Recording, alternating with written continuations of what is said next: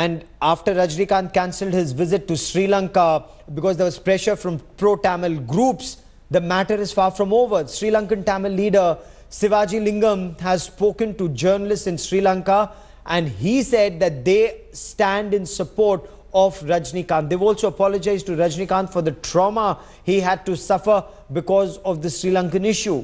Now, he added that leaders like Velumurugan, Vaiko and Thiru Mavalavan were against Rajnikanth's visit because the superstar had backed the Sri Lankan Tamils during the war. The Sri Lankan Tamils insist that Rajnikanth should visit Sri Lanka, and they requested that in future, when he does visit, there are no protests because his visit will only help the Tamils of Sri Lanka. India Today's Akshay Nath now joins me live for more on the story. Akshay, bring us details of how the Sri Lankan Tamil groups have reacted. It's obvious they must have been very disappointed, but get us details.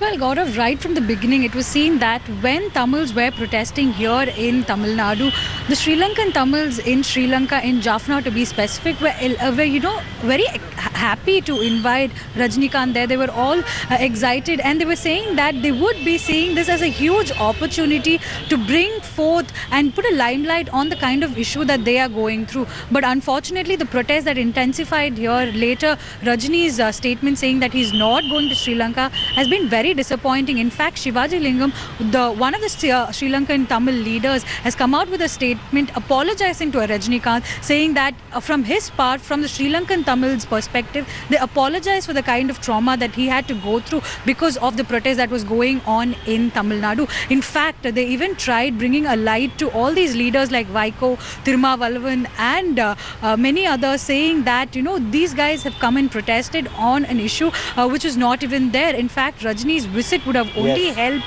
but their protest has caused a lot for the Sri Lankan Tamils. But at least in the future, when Rajni is going to come to Sri Lanka, not to come up with a similar protest is what they've requested. And also they even brought to light that in 2009, when the civil war was at its peak, Rajnikanth was one of the first people from the fraternity to come forward and showcase his support. And in fact, that is one important factor that they have to bring to light, saying that, many of the Tamil groups that were protesting here time and again have been saying that Rajnikanth did not get involved in the Sri Lankan Tamil issue before, and why now?